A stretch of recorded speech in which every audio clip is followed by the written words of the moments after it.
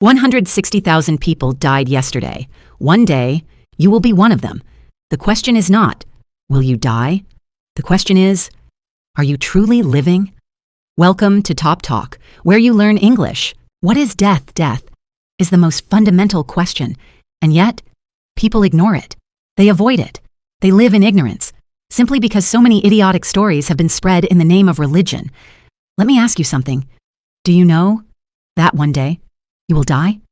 I bless you with a long life, truly. But still, one day, you will die. We are not sure about many things in life. We don't know if you will get married or not.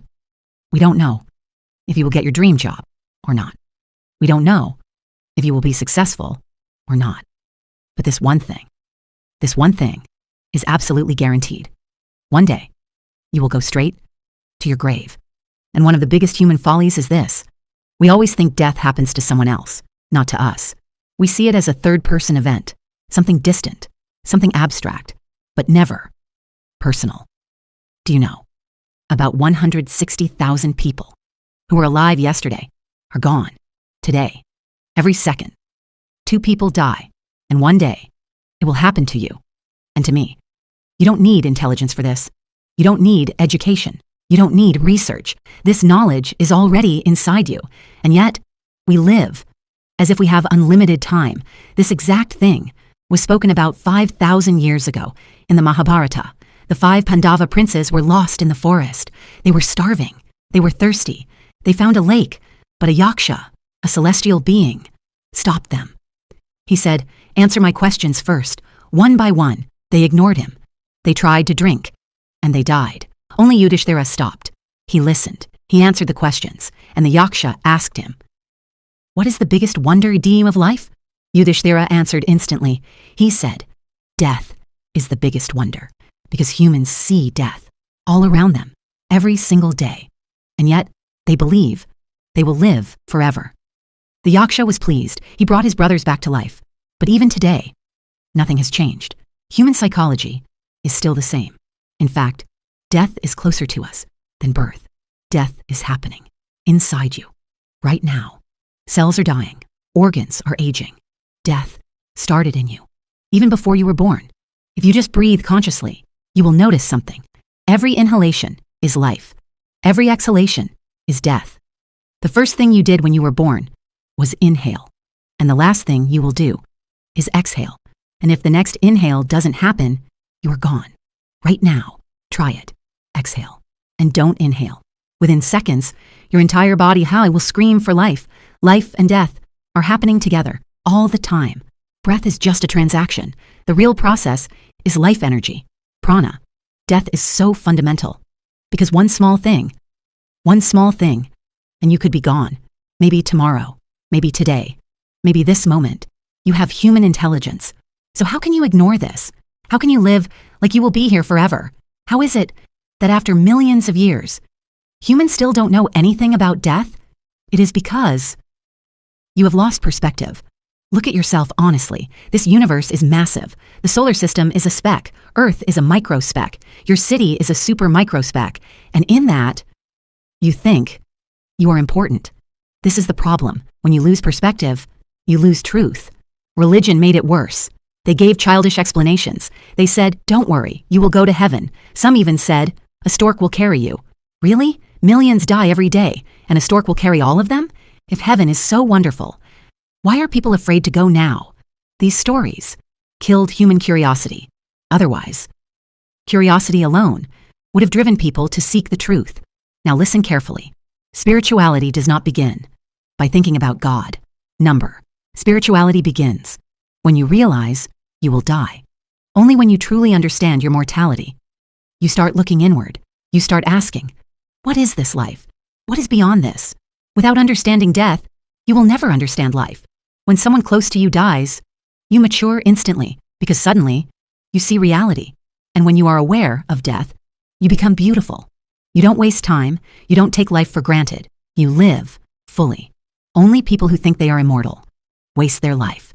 In India, cremation grounds are sacred, not because someone died, but because they remind you will die too. Buddha himself made people sit in cremation grounds for 3 months just watching bodies burn.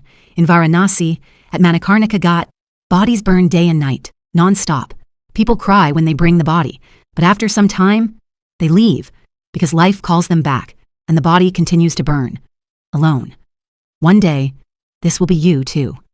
When you see this reality, your illusions break. You stop believing, you will live forever. And when that illusion breaks, your spiritual journey finally begins. The sight of a dead body burning can bring tremendous clarity and awareness to your existence. Maybe not for everyone, but if you really engage with it, if you keep watching what happens in a cremation ground, if you just sit there and watch, something begins to change. Just look at it, and keep looking at it. After some time, you will see something shocking. It is just you. It is not different. It is the same body. If you replace that body with your body, it is just a matter of time. Nothing else. When you see it like this, a deep acceptance of mortality arises within you. And this is not philosophy. This is not imagination. This is something your body understands. When your body truly perceives its fragility, there's a profound relief, a strange liberation. When this awareness comes, you stop doing silly things to yourself or to others, because now you know it can happen to you too, in massive proportions. And if you are constantly trying to keep death away, then life also stays away from you. This is why almost every yogi spent time in cremation grounds, exploring death. Something happened when I was 13. That deeply intrigued me. I was a mischievous boy. No one dared to tease me, because I would beat them up. But there was this girl. Her name was Sucharita. She was a little crazy, and she started teasing me. She would say, "Jagu the Great, Jaggy the Great." I was irritated, but I ignored her. Then school went on vacation, and when vacation ended, she never came back. During lunch breaks, some of us would imitate her voice, just for fun. This went on for a few days. Then one day, her brother told us she had died. She died of pneumonia. That shook me. Not because someone died, but because someone who was alive, full of life, suddenly was gone. Just like that. Vanished. She was my age. She was dead. I was alive. Until then. Only old people died. But now, death had come close. Very close. Now I wanted to know, where did she go? What happens after death? I asked many people. No one gave me a real answer, so I decided I would find out myself. I started spending time in cremation grounds, watching, observing, trying to understand, my attempt to know death. My father was a physician. There were many medicines at home. One day, I found a bottle, Cardinal Sodium, a barbiturate. It could put you to sleep or kill you. The bottle said 98 tablets, but inside, there were only 96. Someone had used 2. I thought, 98 should be enough to die. I gave away my belongings, my birds, my catapults, my treasures, because I thought I would not need them anymore. One night, I decided. This was the night. I did not eat dinner. I waited for everyone to sleep. Then I went to the terrace and swallowed all the tablets and slept, hoping I would find out where people go after death. In the morning, they tried to wake me up. I did not wake up. They rushed me to the hospital, stomach wash, oxygen, everything. Still, nothing. For 3 days, I was unconscious. Finally, I opened my eyes, and the first thing I saw were the same rafters in the hospital ceiling. I was frustrated. I had done all this to know death, and all I saw was the same ceiling. That day, I realized one thing. This was not the way, the experience that changed everything. Years later, something happened. I was sitting on a rock, one afternoon. Suddenly, something exploded within me. Everything became me. The rock, the air, everything. I thought it lasted minutes, but when I returned, it was night. 4.5 hours had passed. Tears were flowing, not sadness, but bliss, pure bliss. After that, this experience kept happening again and again. I realized something deeply. People think they live, but they do not. Life and death are not what people think. Death is just a transition. Is death a calamity?